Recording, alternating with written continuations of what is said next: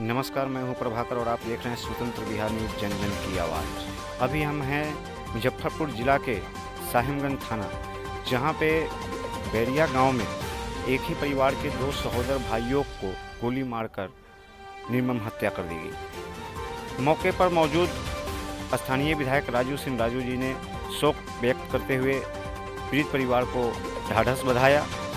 वहीं जो सुरक्षा में चूक हुई है और जिस तरह से निर्मम हत्या की गई है, उन अपराधियों के खिलाफ सख्त से सख्त कार्रवाई करने का आश्वासन दिया। राजू कुमार सिंह राजू जी ने बताया कि जो भी दोषी हैं उन्हें उनके ऊपर स्पिरिट ट्रायल करते हुए त्वरित कार्रवाई की जाएगी। ये जो घटना हुआ है, इसका मेन कारण क्या है? ये जो घटना हुआ है उसका मेन कारण पोखरा मारता है,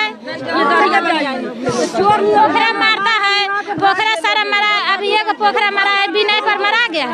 अब फिर मार के ये बेर खानी लोग मार के व्यापारी के दे ही रहे। चकदारो है, वो जो चकदारो बैठा है, सब लथी ले लेता है। नाम है भिखारी। ये जो घटना हुआ है, तो ये दूसरा पक्ष जो है वो कहाँ का, गांव का ही है? ये सब अपने गांव के है। सब मनीष कराया, सब मनीष के बेटा कराया। 2-3-4 बात समझिए। एक तो सरकार की जो पॉलिसी है ना, कोई भी सरकार, उसको गंभीरता से समझनी चाहिए। जीविका का आधार क्या है? जो सहनी समाज है, मलाह है, केवट है, निषाद है, मलाकार है, यह जो 10-12 अलग अलग समूह एक ही हिस्से की जो जीविका है। अब गंगा पर कब्जा कोई अलग जाति के क्रिमिनल कर लिए, कोसी में कोई अलग जाति का क्रिमिनल कर लिया, महानंदा में कोई अलग कर लिया, चौड़ में कोई अलग कर लिया। मतलब जिसकी लाठी उसकी, जिसके पास 47-56। ऐसा नहीं है कि मल्लाह समाज निषाद समाज लड़ना नहीं जानता। इससे बड़ा लड़ाकू हमारे सोसाइटी में, समाज में कोई नहीं है। आप समझ लीजिए। अपने राइट को भी जानता है, लेकिन इनके पास ना तो ज़मीन है और ना शिक्षा और ना पॉलिटिकल पावर मिल पाती है। और जो पॉलिटिकल पावर में जाते हैं, सत्ता जो कहती है उसी में उमग्न हो जाते हैं, अपनी बात नहीं रख पाता है और फिर आप सत्ता पाने के लिए पागल हो जाते हैं। जो सबसे महत्वपूर्ण है, एक तो ये नरसंहार कंप्लीट है, जो मलाकार साहब ने भी आपको कहा कि इसमें क्या होता है।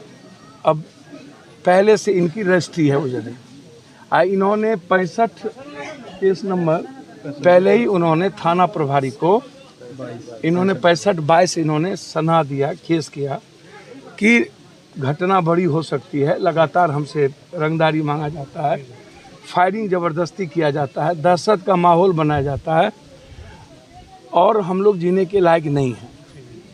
इसमें सिर्फ मछली बहाना हो सकता है, लेकिन जो तरीके हैं वो है कंप्लीट रूप से एक छत्र मेरा राज है।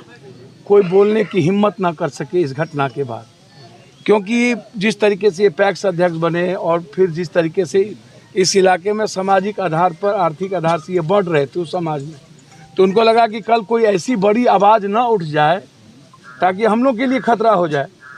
तो तुम अपने राजनीतिक वर्चस्व और अहंकार के कारण आदमी को जानवर और खीरा ककड़ी की तरह तो मार दो, तो ये तो दुनिया का सबसे बड़ा अपराध है ना भाई। इससे बड़ा खौफ तो कुछ हो नहीं सकता। तो ये कोई मर्डर नहीं है, ये नरसंहार था जिसमें 3 भाई को मारने की तो तैयारी थी, साथ साथ वहाँ जितने लोग होते सबको मारा जाता।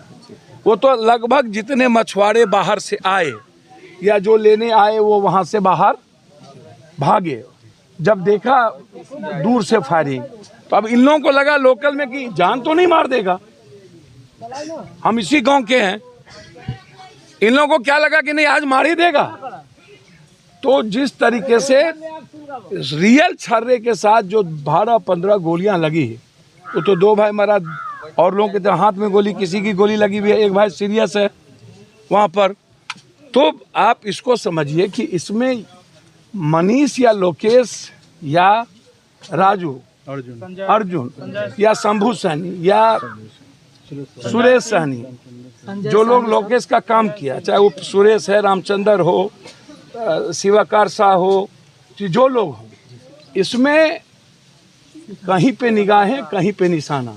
मोहरा कोई, अब समाज में हम लोग जो अलग बड़े जाति अपने को कहने लगे हैं कि चाहे उसमें कोई भी आज बैकवर्ड का जो भी बड़ा दबंग हो गया है, वो क्या करता है, किसी न किसी निषाद मल्लाह केवट को अपना एक मोहरा बनाता है और उसी के माध्यम से कोई जलकर कोई नदी खरीद लेता है और पैसा और पूरी भूमिका उनकी रहती है और पूरे का पूरे मछुआ समाज को आप बैकआउट ख़त्म कर देते हैं एक आदमी के कंधे पर रख करके। उसकी जीविका तो गई, जमीन जगह और पढ़ाई ना पैसा, कोई उपाय नहीं है मजदूरी के अलावे।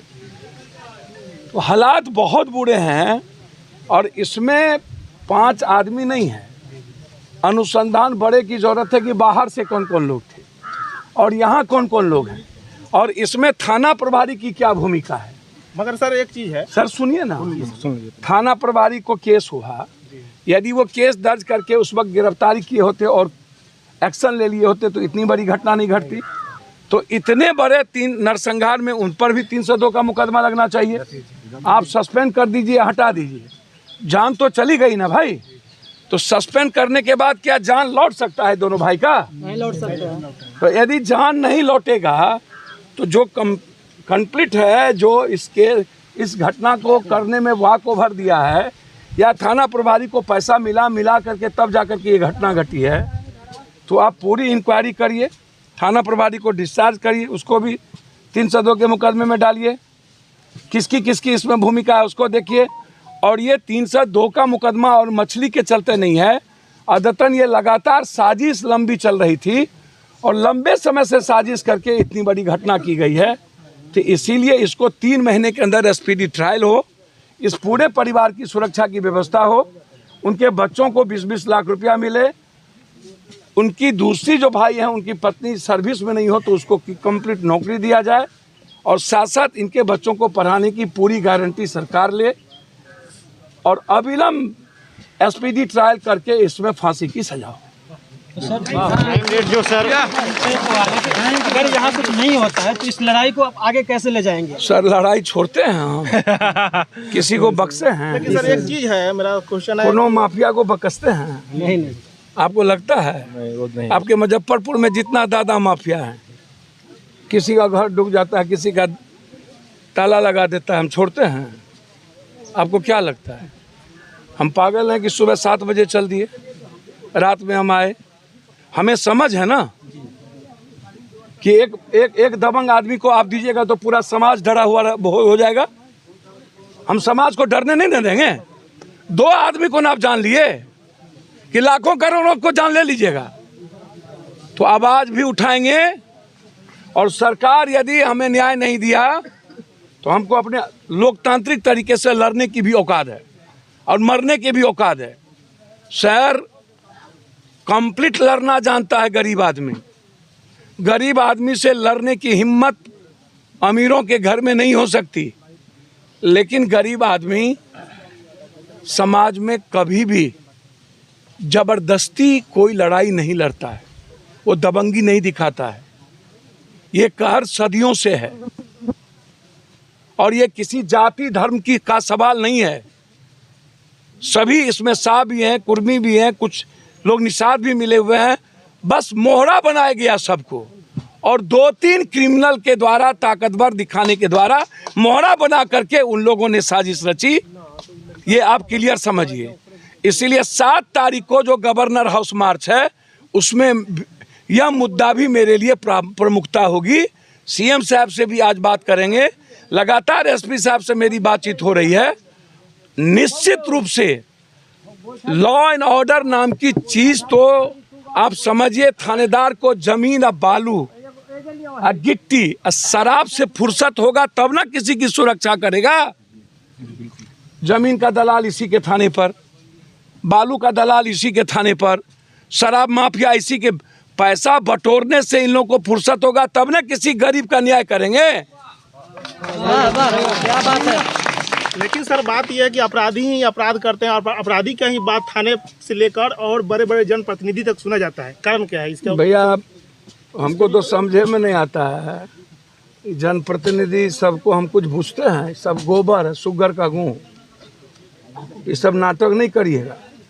हम इस सब जनप्रतिनिधि को जो 4-4 बार जीतता है एनडीए के नाम पे, तो मल्लाह समाज सबसे बड़ा दोषी है कि इन लोगों को वोट देता है। इन्हीं समाज के बदौलत तो जीता है ये लोग। आज क्यों भाग जाते हैं? गरीब के बदौलत जीतता है और बाद में गरीबे को बांस करता है। 500 रुपये इन लोगों की मल्लाह निषाद समाज या गरीब या दलित को ये लोग पूछता है कि वोट के एक दिन पहले 500,000 टका दो, दारू पिला के वोट ले लो। अन्यथा ये लोग पैसा लेना छोड़ दे मल्लाह समाज और दलित और गरीब समाज, तो सर बिहार के कुर्सी पर गरीब का बेटा ही बैठेगा, दूसरा कोई नहीं बैठेगा। ये लोग गरीब का बेटा नहीं है सर, ये लोग कहता है हम गरीब के बेटा हैं, काम उन्हीं लोगों का करता है, माफिया लोगों का। बालू माफिया, जमीन माफिया, शराब माफिया, सब पैसा तो उन्हीं लोगों के पास है, हमरे बाप दादा के पास है। ये कौन है फलना दादा, ये कौन है फलना दादा, सब बड़का बड़का आजकल तो जो बैकवर्ड में कुर्मी जादव कोड़ी, यो दादा हो गया। अन्य जात को बैकवर्ड में बुझता ही नहीं है। खाली आप गरियाने के लिए मत सोचिए भूमिहार या राजपूत या बाभन। बाभन तो कहीं है ही नहीं, भूमिहार राजपूत की बात करते हैं उसमें दबंग है। तो जादव कुर्मी कोड़ी में दबंग नहीं हो गया? आप भी तो जलकर छीनते हो सबका, आप भी तो जाके जलकर का टेंडर लेकर के गोली चलाते हो। खाली गाली दीजिएगा आप, एक जो मन आएगा आपको शुरू कर दीजिएगा। भूमिहार था, ये राजपूत था, जादव में नहीं होता है क्रिमिनल। वो दादागिरी नहीं करता है, वो जलकर नहीं जबरदस्ती छीन लेता है, कुर्मी में नहीं छीन लेता है। तो तुम 20 साल और 40 साल से तुम हो, तो सबसे बड़ी संख्या जब निषाद समाज की, 8 समाज का और अन्य लोगों का, दलित का है, तो तुम उसके जो जीविका है उसके लिए कोई पॉलिसी क्यों नहीं बनाए? ठीक से बनाओ। तो खाली जात पात नहीं कीजिए आप लोग। क्रिमिनल क्रिमिनल होता है। और आजकल ओबीसी में भी ये 3 वर्ग जिसको सत्ता मजबूती से मिली, वह गरीब और आम आदमी को नहीं समझता है इसका क्रिमिनल। इसीलिए आज समाज की ये दुर्गति है। और मल्लाह समाज अपना वोट का अधिकार जिस दिन समझ ले, केवट, निषाद, नुनिया, चंद्रवंशी, कुम्हार, कमार, लोहार, समझ लीजिएगा उस दिन सत्ता से ही अर्थ और एजुकेशन होगा। और सबसे ज़्यादा इकोनॉमी और एजुकेशन और ज़मीन नहीं है तो वो मल्लाह समाज है। पूरा केवट, दलित, सर दलित से भी कम ज़मीन जगह मल्लाह समाज को है। सर्वे में क्यों नहीं देखते हैं? पढ़ा लिखा करिए ना, तो पढ़िए। कितना डिसमिल जमीन है मल्लाह समाज को, केवट को, निषाद को, मल्लाकार को, इन लोगों को पढ़िए। 1 पॉइंट भी एजुकेशन नहीं है मल्लाह में, निषाद में 0.4% रोजगार नहीं है। और दूसरी तरफ आप उसका पूरा रोजगार छीनते हैं। तो अपने अधिकार के लिए जाएगा तो उसको गोली मारिएगा। तो क्या कहते हैं कि भी 47 उठावे? ऐसा तो नहीं है ना। इसीलिए न्याय चाहिए और लड़ाई आर पार होगी और अंतिम क्षण तक।